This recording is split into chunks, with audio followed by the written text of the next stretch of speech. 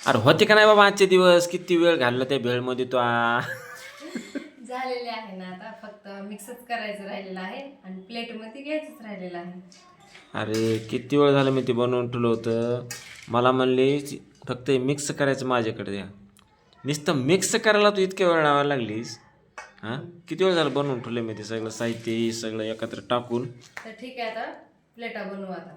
हं. सगळ्याच्यामध्ये मिक्स केलेलं आहे मी.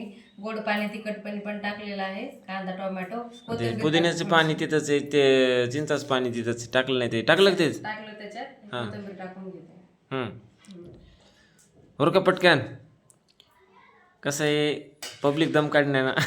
ते हे मीठ आलं होतं ना, मी काळं मीठ कुठं हे काय इथं? हा, हे काळं मीठ याच्यात टाकून घेऊ.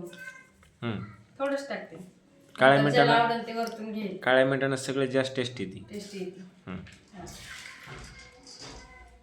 तर मित्रांनो या सर्वजण भेळ खायला. घरगुती भेळ आहे ना. घरगुती